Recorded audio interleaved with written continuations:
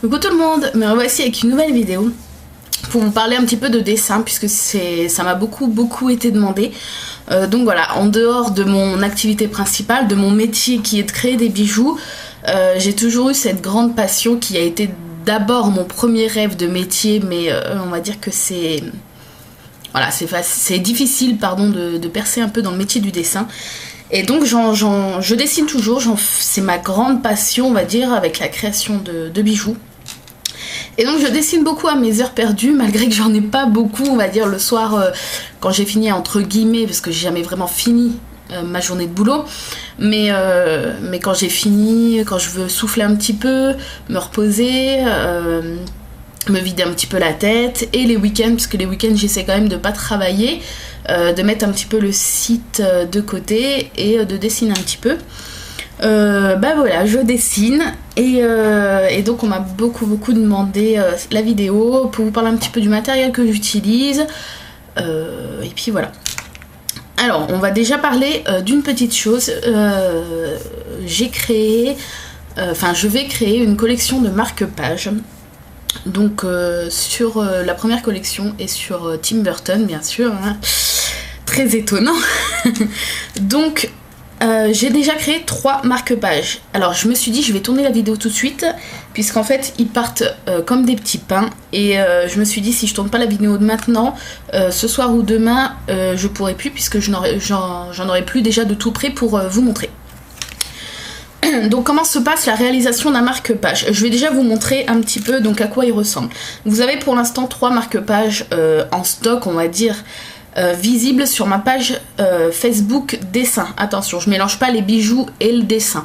Donc ma page Facebook dessin, elle s'appelle Chibi Kokoro, qui veut dire petit cœur en japonais, parce qu'on me le demande beaucoup aussi. Ça a toujours été mon pseudo de dessin depuis des années et des années. Je pourrais pas vous dire combien, mais ça fait quasiment 10 ans que je dessine sous ce pseudo-là, entre guillemets. Donc voilà, la page c'est Chibi Kokoro, et puis si vous savez pas trop comment ça s'écrit, vous avez de toute façon le lien cliquable directement dans la barre d'infos. Voici le premier marque-page. Et après je vais vous expliquer un petit peu les étapes de réalisation. Donc c'est Sally, donc c'est la chérie de Mr. Jack dans l'étrange Noël de Mr. Jack. Donc j'ai dessiné Sally en version chibi. Donc un chibi, pour ceux et celles qui ne connaissent pas, vous prenez un personnage et vous le minimisez. Voilà, vous le faites en plus petit, plus simplifié, plus mignon. Donc là c'est la petite Sally en chibi. Donc celle-ci c'est la version couleur. Si la caméra veut bien faire le point, ça serait sympa. Voilà, avec sa petite robe toute recousue et son prénom en bas, avec un petit cadre bleu autour, et là vous avez donc un petit pompon rouge. Donc voilà, j'ai pas de bouquin sous la main pour vous montrer un petit peu la taille que ça fait. Non, j'ai pas de livre là sous la main, la bibliothèque elle est derrière là. Donc voilà, donc vous avez la version couleur qui est comme ça-ci. Vous avez la version ancienne photo, on va dire sépia ancienne photo, avec des effets ancien, donc ça apporte un peu plus au côté glauque du personnage, malgré qu'elle soit mignonne quand même. Donc là vous voyez, j'en avais imprimé une dizaine et il me reste 2 Sally couleur et 2 Sally anciennes, version ancienne. Voilà. Et hier j'ai tout fraîchement dessiné le personnage qui m'a le plus été demandé, qui est également je crois que c'est mon personnage préféré de Tim Burton, c'est Mr. Jack, bien évidemment, donc parfait pour aller avec Sally. Je l'ai dessiné directement à la tablette, alors que la Sally j'avais déjà fait le croquis sur mon petit carnet, et là j'ai directement attaqué à la tablette graphique. Et donc voici ce que ça donne. Donc je vais vous le montrer version couleur. Donc c'est un grand marque-page celui-ci, mais on m'a demandé s'il convenait pour un livre de poche, et il convient très bien, il fait pas trop gros, voilà. D'ailleurs sur ma page Facebook vous allez pouvoir retrouver une photo où il est glissé dans un tout petit livre de poche, et vous allez voir que c'est pas choquant. Donc le voici avec sa petite citrouille. Donc j'ai dessiné entièrement à la tablette graphique, et j'ai fait la colo aussi à la tablette graphique. Donc voilà, il est entier, c'est pour ça qu'il est un petit peu plus gros que les autres. Et vous avez son nom ici en bas. Voilà, donc vous avez pareil, je tire toujours, enfin pour l'instant surtout pour les personnages de Tim Burton, je tire la version couleur. voilà, et la version sépia ancienne photo. Voilà, et donc je les ai fait hier, j'en ai fait 8 en couleur, et là il m'en reste 3, il m'en reste 7, il y en a déjà un de parti depuis hier soir, voilà, il m'en reste 7. Ceux-ci sont simples, ils n'ont pas de pompons, je trouvais déjà que le marque-page était un peu imposant, donc voilà, je voulais pas rajouter, et puis sur 4 Jack sépia, il en reste 2. Voilà.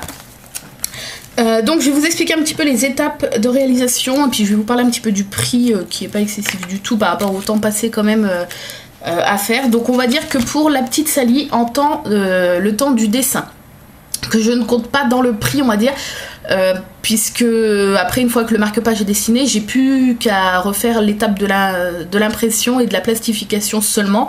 Mais il faut savoir que j'ai quand même passé environ 6 à 7 heures en tout. Entre le croquis, le passage sous la tablette et la colo, etc. J'ai passé environ 6-7 heures. Et pareil pour le Mr. Jack. Le Mr. Jack, je me suis arraché les yeux pour les lignes de ses vêtements. Ça a été un petit peu... voilà. J'ai dû zoomer, j'ai dû loucher, ça a été un petit peu compliqué, mais je suis quand même assez contente du résultat. Et quand j'ai vu ça, je me suis dit, je pourrais presque limite faire un jeu de cartes plastifiées avec les personnages de Tim Burton. Ça demanderait énormément de boulot, mais bon, ça pourrait être sympa. Donc il y a le temps du dessin, donc là 5, 6 et 7 heures entre chaque dessin. Et ensuite, donc les étapes pour la réalisation du marque-page. Je fais une impression sur papier photo, un papier photo épais de bonne qualité. C'est de la marque Canson, il me semble. C'est un papier assez cher et très épais. Donc je fais l'impression là-dessus avec une imprimante quand même de très bonne qualité, parce que comme vous pouvez le voir, elle imprime quand même très très bien. On pourrait dire que c'est une impression quasi professionnelle dans du fait qu'on pourrait croire une impression sur un site ou que vous imprimez des photos par exemple. Donc l'imprimante, je peux plus vous dire le modèle, je l'ai eu pour mon anniversaire par mon chéri, puisque la mienne commençait à se faire vieille et que j'avais en prévision de faire des petits marque-pages et tout, et que je lui ai dit bah voilà, si t'as pas d'idée, pourquoi pas une imprimante. C'est une Epson, puisque je prends toujours des Epson, je trouve que c'est une très bonne marque. Et par contre le modèle je peux plus vous dire, mais bon elle est à Confo en exposition, vous pouvez facilement la trouver. Donc j'imprime sur papier photo. Une fois que c'est sorti, je les découpe un par un, et là c'est très long puisqu'il faut découper derrière le cadre noir que j'ai réalisé. Et là quand vous en faites beaucoup d'un coup, vous passez une bonne heure à tout découper. Une fois que tout est découpé, je le place dans des pochettes pour plastification. Donc c'est pareil, vous pouvez les trouver en grande surface. Il faut aussi acheter la plastifieuse bien sûr. Donc là c'est des pochettes, je vais vous montrer un petit peu à quoi ça ressemble, les pochettes pour plastifier. Il faut savoir que quand même tout ça a un coût et c'est assez cher. Le papier photo est assez cher, les feuilles pour plastifier sont assez chères, une plastifieuse de bonne qualité c'est assez cher, une imprimante de bonne qualité c'est assez cher. Donc voilà, il faut vraiment investir pour avoir un rendu quand même bien, pour avoir un beau rendu. Donc voilà à quoi ressemble. Donc là c'est un petit format, mais moi bien sûr je les dispose dans un format A4 que je n'ai pas sous la main là. Donc là ça ressemble comme à ça. Donc vous ouvrez, il y a une partie qui s'ouvre, une partie qui ne s'ouvre pas. Donc là si je trouve c'est celle-là, et voilà. Là vous dites, donc là c'est pas transparent, mais c'est normal, ça va le devenir quand la plastifieuse va chauffer. Là par exemple vous disposez correctement votre image qui n'est pas déjà plastifiée, qui est juste imprimée. Et vous allumez votre plastifieuse, vous attendez qu'elle chauffe et vous glissez tout doucement. Elle va prendre votre impression. Je ferai peut-être une vidéo pour vous montrer comment ça fonctionne. Je trouve ça marrant.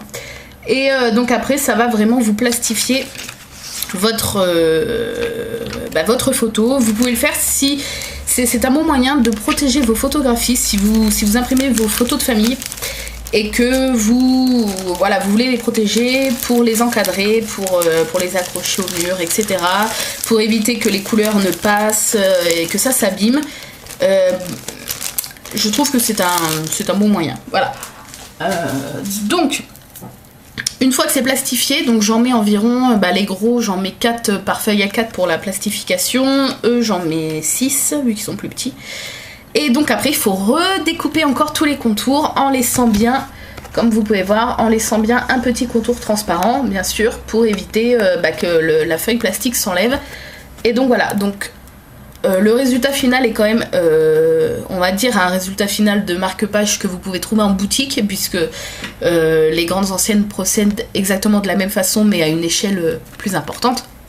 Donc vous avez le marque-page qui est tout plastifié, donc tout brillant, vraiment très épais. C'est vraiment super épais, comme c'est plus épais qu'une carte postale. Et il est protégé, aucun risque...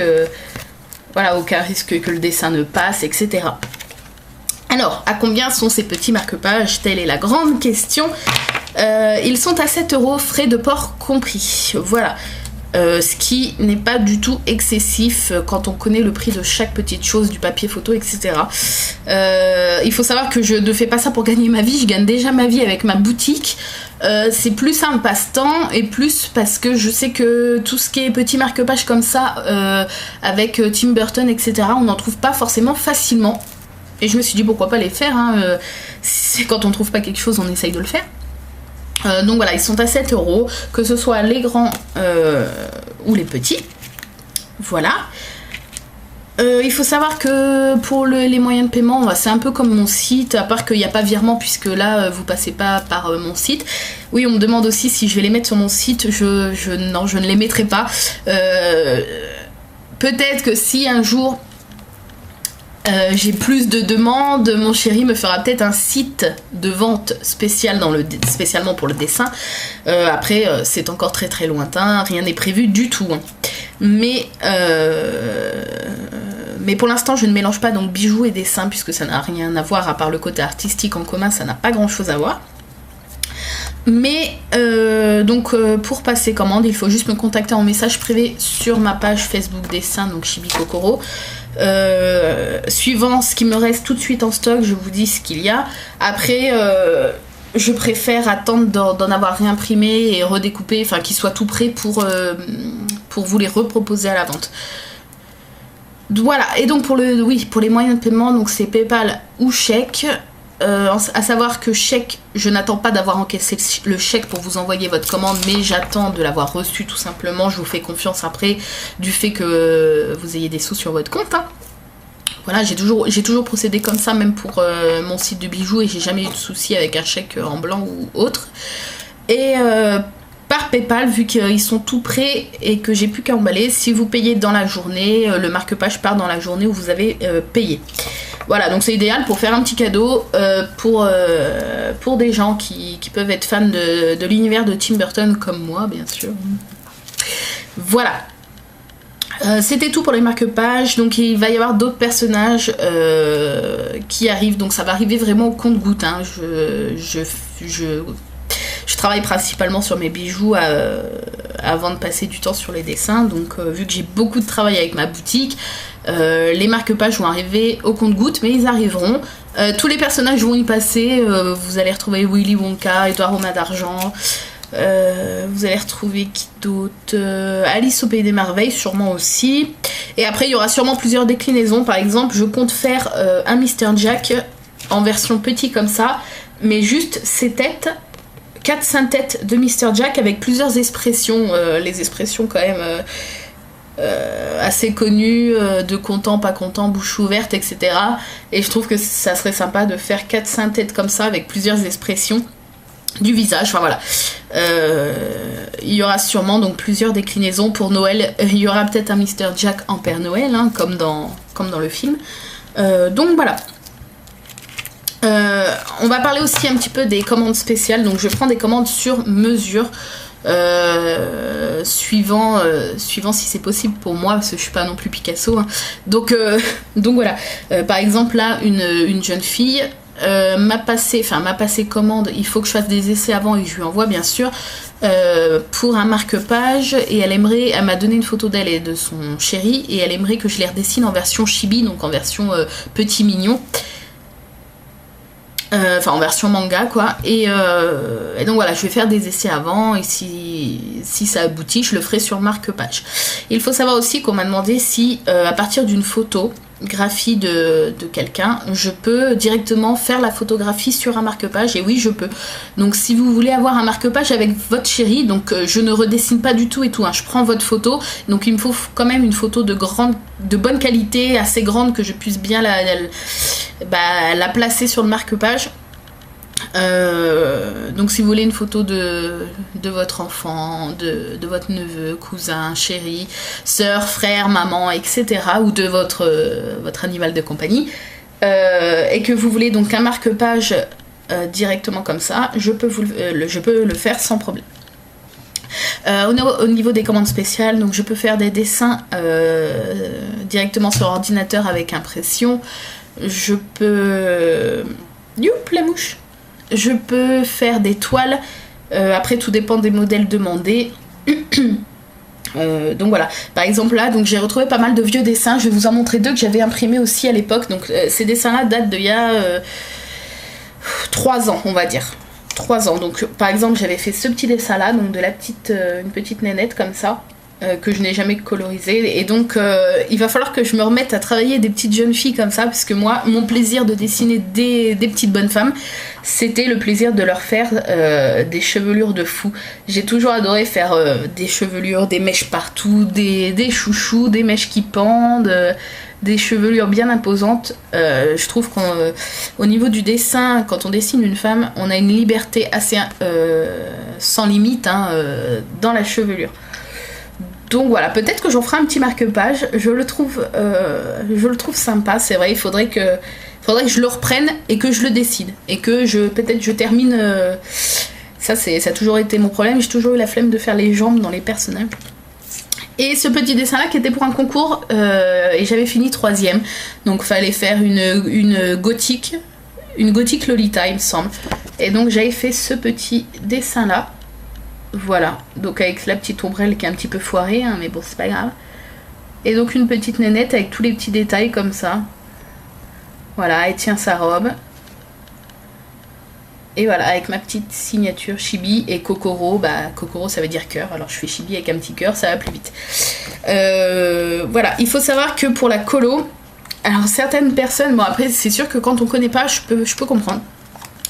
Les personnes croient que quand vous faites une colorisation, vous le faites avec un logiciel, mais que le logiciel vous fait tout. Or, ça se passe pas du tout comme ça. Il faut vraiment colorier comme si vous coloriez au feutre et faire les ombres comme si vous faisiez tout à la main, sauf que c'est à l'ordinateur, donc on va dire que c'est un peu plus facile, puisqu'il n'y a pas de traces de feutre, etc. Mais en fait, vous avez exactement le même travail. C'est pas je prends, je pose et ça me fait toute la couleur tout de suite. C'est vraiment un vrai travail pour une telle colo, sans compter le dessin, juste pour faire les couleurs avec les ombres, etc. J'avais dû passer 4-5 heures, il me semble. Voilà. Voilà. Et donc, parmi les vieux dessins que j'ai retrouvés, j'avais retrouvé un chibi d'Iron Man. Que l'on m'a demandé en format 20 x 20 pour encadrer. Donc voilà, il est plastifié, donc comme vous pouvez voir, voilà, ça c'est avant découpe, et là j'aurais plus qu'à découper tout autour. Donc il est plastifié, comme vous pouvez voir, et j'ai plus qu'à le découper. Et donc voilà, la personne m'a commandé donc ce petit Iron Man. Donc c'était un exemple de petite commande spéciale entre guillemets. Voilà, il me semble que j'ai tout dit au niveau... la vidéo va être longue, ça va être un vlog dessin. J'espère que vous êtes courageux. Si vous êtes courageux, aimez la vidéo à ce stade-là. Un petit pouce vert. Comme ça, je verrai combien de gens sont déjà arrivés à 19 minutes. Donc voilà, on va parler un petit peu du matériel très très vite, puisque je veux pas non plus que ça dure 40 minutes. Surtout que le matériel, c'est un peu comme le matériel pour quand je fais mes bijoux, c'est vraiment le strict minimum. Il n'y a pas de superflu, à part la tablette graphique qui, elle, bon, elle n'est pas superflue parce que sans elle, je sais pas ce que je serais. Mais voilà, donc je vais vous la remontrer. Donc vous pouvez la voir dans une ancienne vidéo où que je dessine dessus si ça vous intéresse. Donc c'est la tablette. Ah oui, alors, les fils sont très lourds et il y en a beaucoup. Donc c'est la tablette Wacom comme ça. Donc c'est une 12 pouces, donc elle n'est pas très grande, il y a la 21 qui existe mais elle était trop chère et surtout trop grosse pour moi parce que je la trouvais vraiment encombrante, mais c'est pratique vraiment pour dessiner, hein, j'avoue. Donc voilà, je vais essayer de baisser peut-être... voilà, ça va être plus simple. Donc vous avez la tablette Wacom comme ça et le derrière se présente comme ça. Donc vous avez le trépied, voilà, pour la poser sur votre table. Hop. Donc il y a plusieurs branchements, il y a un gros bloc, etc. Donc il faut quand même avoir assez de place. Et pour fonctionner, il faut bien sûr qu'elle soit branchée à un ordinateur. Voilà. Donc cette tablette est une tablette tactile, c'est-à-dire qu'à la différence des tablettes que, par exemple, les bambous qui sont très très bien, que je conseille si vous n'avez pas un budget énorme, ou que vous n'avez pas des économies de côté pour vous payer donc une Cintiq comme celle-ci, les bambous de la marque Wacom sont excellentes. Donc par contre, là, vous avez la tablette comme ça qui n'a pas d'écran du tout, c'est juste une surface tactile. Vous dessinez là avec votre stylet et ça s'affiche à l'écran de votre ordinateur. Donc vous dessinez en regardant l'écran de votre ordinateur. Tandis que celle-ci, voilà, celle-ci, tout s'affiche là et vous dessinez directement sur l'écran. C'est ça la différence. Voilà, c'est ça la différence des tablettes graphiques. Voilà, là on peut voir mon ouvert avec le dessin d'hier. Voilà, vous dessinez directement dessus. Donc, alors, on va remonter un petit peu.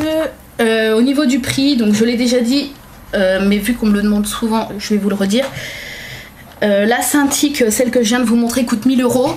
Donc c'est énorme, je suis d'accord. Mais moi j'avais économisé, je la voulais depuis 3-4 ans.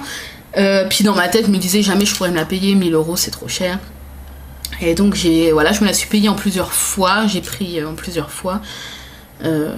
Et puis la format donc 21 pouces, la plus grande, est à 2000 €. Je sais qu'après, enfin ça c'était les prix quand je l'ai acheté il y a 2 ans. Maintenant elles ont un petit peu baissé, il me semble que celle-ci que j'ai là, elle est aux alentours de 900 €. Donc allez voir sur internet. Et vous allez voir un petit peu les prix. Après pour les bambous, vous en avez de tous les prix. Vous en avez à partir de 30 € jusqu'à 60-80 €, voilà. Mais moi je voulais vraiment une comme ça pour avoir la liberté de dessiner sur l'écran. C'est tout. C'est tout, voilà, ça c'est au niveau de la tablette graphique. Au niveau du dessin à la main, directement à la main. Donc j'ai des petits pastels aquarelles comme ça, des crayons couleur Faber-Castell. J'adore cette marque là, donc c'est assez cher mais c'est une très très bonne marque pour dessiner. Et donc les voici, voilà. Donc qu'est-ce que des crayons de couleur aquarelle, parce que je ne sais pas si tout le monde connaît. Donc ça se présente comme un crayon de couleur normal. Bon, ça coûte un peu plus cher que des crayons de couleur normal. Donc voilà, ils sont très très jolis en plus les Faber-Castell. Sauf que la particularité, donc c'est soit vous faites un dessin, vous prenez un pinceau et vous l'humidifiez. Vous passez un pinceau humide sur tout le dessin, puis après vous coloriez avec ces crayons là et ça va vous faire un rendu aquarelle. Ou soit, donc moi ce que je préfère faire pour éviter les bavures, je colorie mon dessin et après je prends un petit pinceau humide que je passe tout doucement sur les parties que j'ai coloriées et là ça va vous faire comme si vous avez peint votre dessin à l'aquarelle. Donc moi qui n'ai pas doué directement avec l'aquarelle, je préfère passer comme ça, je trouve ça plus précis et plus simple. Donc si vous aussi vous avez un peu de mal ou vous avez un peu peur avec l'aquarelle directement, ben ça c'est une bonne alternative, pardon. Et après au niveau des crayons, donc j'ai pas grand chose, j'ai ma petite trousse à dessin Angry Bird, donc j'ai quelques pro marqueurs, donc là je les ai pas tous parce que le chat m'en a attrapé et il a joué un peu avec. Donc voilà, il faut que je repasse une commande d'ailleurs pour en reprendre parce que je n'ai pas beaucoup de couleurs et je vais m'acheter en même temps une pochette pour les ranger, donc même si la pochette est assez chère aussi, mais c'est que là ma trousse ne ferme plus. Et voilà. J'ai ensuite 4 crayons, toujours de la marque Faber-Castell, 4 crayons comme ça, donc j'ai les mêmes en noir également avec des mines fines et celles-ci elles sont, enfin ces crayons là sont couleur orange sanguine, j'aime bien pour faire des croquis etc. Ça donne un effet sépia sympa. Donc il y a cela, et comme je vous ai dit, j'ai les mêmes, exactement les mêmes en noir. Donc là les tailles elles sont indiquées comme ça, et ici elles sont indiquées pour les noirs en millimètres. Donc ces crayons là sont assez chers, il me semble que ça coûte presque 15 € les 4, mais ils sont vraiment très très bien. Au niveau du crayon de papier, j'utilise un Critérium normal. J'ai des périodes, soit j'ai des périodes où je dessine au crayon à papier, soit au Critérium, mais c'est plus souvent au Critérium pour faire les détails, c'est plus simple. Ensuite j'ai un autre Critérium Staedtler comme ça, que je vous ai montré dans une précédente vidéo, et ici j'ai mis une mine rouge, parce que j'aime bien dessiner avec des autres couleurs, pour faire les croquis, je trouve ça sympa. Au niveau de la gomme, j'ai une gomme comme celle-ci, que je trouve plus précise qu'une gomme à main. Et ensuite, donc j'ai mon crayon, mon feutre japonais Pentel, voilà, que j'avais acheté dans une boutique de dessin à Paris. Mais vous pouvez donc le trouver sur internet. Et puis je l'ai vu aussi dans un magasin de loisirs créatifs, alors je peux plus vous dire le nom. Je ne m'en souviens plus, il me semble que c'est... je sais plus. Ah, je pense que vous pouvez le trouver dans tout ce qui est Cultura, etc. Peut-être pas dans tous, mais maintenant je sais qu'on le voit assez souvent. Donc c'est un embout pinceau. Par contre moi je l'avais payé donc 20-25 € je crois, avec quelques cartouches, donc c'est assez cher. C'est pour faire à la base de la calligraphie. Mais beaucoup, donc comme j'avais dit, beaucoup de mangaka s'en servent pour faire le contour de leur dessin, étant donné que la pointe plume est pinceau plutôt, est très très fine et très pratique. Par contre ça demande pas mal d'entraînement pour l'amadouer, mais c'est très très bien. Et après donc j'ai des feutres que je ne me sers quasiment pas, donc c'est les feutres que j'adore, c'est les bics comme ça. Mais vu que je me sers plus des pro marqueurs, je ne me sers pas des feutres. Après j'ai également des crayons de couleur normaux, donc c'est des... je vais pas vous les montrer, c'est des bics aussi, enfin pas des bics, si il me semble, des bics aussi. Donc voilà, on a fait le tour il me semble. Donc je vais vous dire comme d'habitude, si vous avez des questions concernant le dessin, donc je vous rappelle je suis pas professionnelle non plus, mais je peux vous donner quelques conseils sur le choix d'une tablette graphique par exemple, puisque ça peut être quand même un investissement. Moi je sais que avant de cliquer sur commander, même si je la voulais depuis des années, vu qu'elle coûtait quand même 1000 €, on va dire que j'ai eu des sueurs froides avant de commander. Donc vous, même pour un plus petit achat, même pour 30-50 €, si vous hésitez, puisque c'est quand même un investissement, et je suis tout à fait d'accord avec vous, si vous souhaitez conseil, n'hésitez pas. Je peux après vous donner des adresses intéressantes pour les pro marqueurs. Par exemple, alors attendez, que je vais essayer de retrouver le site. Pour acheter les pro marqueurs, donc il faut savoir que ça coûte 3 € et quelques. Les pro marqueurs. C'est très très cher. C'est très très cher, mais c'est des feutres professionnels, et tout ce qui est un peu professionnel, il faut toujours y mettre l'argent malheureusement. Donc c'est 3 € et quelques dans les magasins de loisirs créatifs. Mais donc moi je commande sur un site qui s'appelle Le Géant des Beaux-Arts. Donc vous tapez sur Google Le Géant des Beaux-Arts et vous allez trouver. Il me semble que ça vient d'Allemagne, donc vous êtes livré par GLS ou quelque chose comme ça. Donc il faut être là le jour de la livraison puisqu'il faut signer. Mais il n'y a pas du tout de problème, c'est un site vraiment, ça fait plusieurs fois que je commande, et je commande de tout, des feuilles canson, etc. Et donc je les ai à 1,60 € il me semble. Voilà, ce qui est quand même très très avantageux. Donc voilà, si vous avez des questions, n'hésitez pas. Moi je vous dis à très très bientôt pour une nouvelle vidéo. Bye bye.